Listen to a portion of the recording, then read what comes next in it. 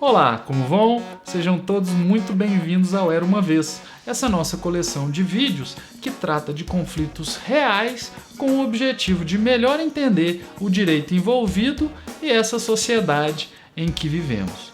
No vídeo de hoje, nós vamos tratar de um conflito que já foi melhor desenvolvido aqui no canal, porém que merece atualização.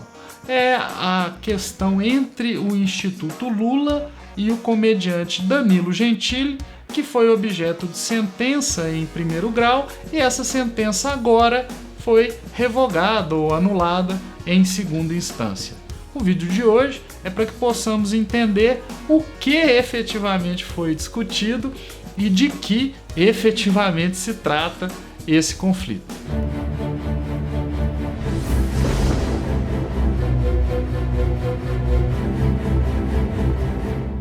Para quem não tenha assistido o vídeo original, o que eu recomendo é que pause esse vídeo e procure assistir o outro em que as informações acerca do conflito são mais detalhadas.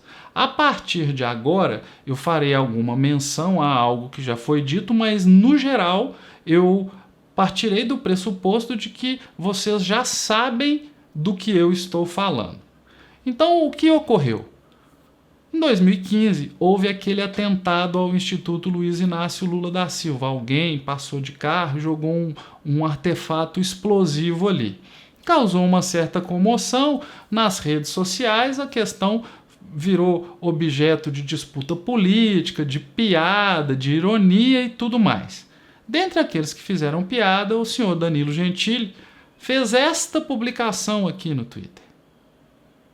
E em face desta publicação, que me parece claramente uma piada, o Instituto Lula, a pessoa jurídica do Instituto Lula, o acionou para que respondesse ou esclarecesse alguns aspectos da postagem.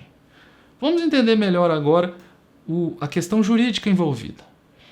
Em se tratando de crimes contra a honra, às vezes as manifestações do ofensor podem não ter ficado tão claras, pode haver alguma dubiedade, alguma equivocidade. Então, o artigo 144 do Código Penal prevê que o ofendido pode interpelar o ofensor para que ele esclareça o conteúdo de suas declarações. É uma interpelação que tem a natureza de uma interpelação civil, então usa subsidiariamente as regras do processo civil e cujo objeto é esclarecer o que esteja incerto para então, em sendo o caso, instruir um processo penal para que seja punido o autor de um crime contra a honra, calúnia, injúria ou difamação. Então, o Instituto Lula, ao se deparar com a manifestação do Danilo Gentili, resolveu pedir maiores esclarecimentos. Essa interpelação judicial ela é submetida por meio de uma petição ao Poder Judiciário. O juiz deveria despachar aceitando o pedido e endereçar este pedido de informações ao suposto autor da ofensa, no caso, o comediante. O que o magistrado fez? O magistrado indeferiu o pedido sob o seguinte fundamento. O que há nessa frase do Danilo Gentili, nessa manifestação dele, é uma calúnia, ou seja, ele estaria dizendo que o Instituto Lula teria cometido um crime. Ora, estes crimes não podem ser cometidos por pessoa jurídica, que em regra não comete crimes. Quem comete crimes são as pessoas físicas naturais de quem participa da pessoa jurídica. Pessoas jurídicas, quando muito, vão cometer crimes ambientais, mas não aqueles crimes que, em tese, o comediante estaria descrevendo. E em razão deste entendimento, a sentença decidiu que, se o Instituto Lula não tem legitimidade para se dizer ofendido em um crime de calúnia, então o Instituto Lula não pode pedir esclarecimentos voltados para preparar a ação em face do crime de calúnia, que teria início com a queixa-crime. O que ocorre é que, em face desta sentença, o Instituto Lula recorreu.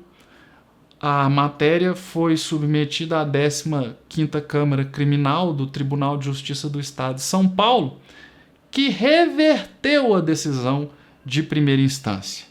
O que entendeu o tribunal? No fundamento do acórdão, nos termos do voto do relator, o que se colocou foi o seguinte: nessa interpelação, nesse pedido de explicações do ofendido, o que se quer é esclarecer o que é que foi dito e as intenções de quem disse. Não deve o judiciário, nesse ponto, questionar se é uma calúnia, se é uma injúria, se é uma difamação. Veja, o raciocínio do magistrado na sentença foi: trata-se de calúnia. Calúnia é a descrição de ato classificado como crime.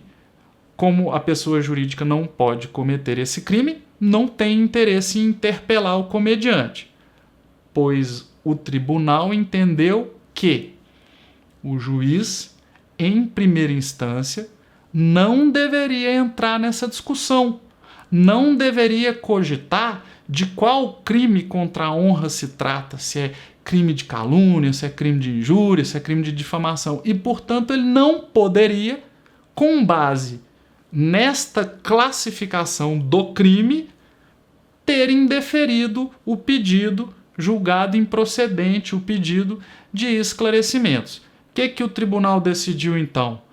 Ao revogar a sentença, determinou que o comediante seja intimado a dar esclarecimentos.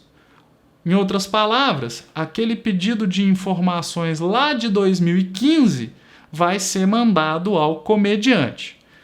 Ele tem que responder isso? Ele vai sofrer alguma coisa em razão disso, Danilo Gentili? Em uma interpelação, o suposto interpelado ou ofensor pode ou não responder os questionamentos que lhe são feitos. A interpelação é uma oportunidade, eu acho que tanto para o ofendido de esclarecer o que aconteceu, mas também para o ofensor de esclarecer o que quis dizer. Então agora, o Danilo Gentili terá a oportunidade de responder aquelas 6 perguntas que lá no vídeo original estão especificadas e que foram feitas pelo Instituto Lula. Após isso, se entender o Instituto que seja o caso de buscar a persecução penal, aí vai apresentar uma queixa-crime e o judiciário vai ter a oportunidade de decidir se houve o ilícito penal ou não. Particularmente, eu acho que não. Eu acho que o que houve ali foi uma piada e ninguém levou a sério ou ninguém entendeu que aquilo se tratasse de uma denúncia. É isso, pessoal. O objetivo aqui é, longe de nós entrar na disputa política, mas sempre o de entender os argumentos jurídicos que fundamentam essas decisões de que ouvimos falar e que acabam atingindo a liberdade de expressão e de informação. Então ficamos por aqui, continuarei acompanhando esse conflito e havendo novidades, novos vídeos aqui no canal de atualização. Um abraço a todos e até lá!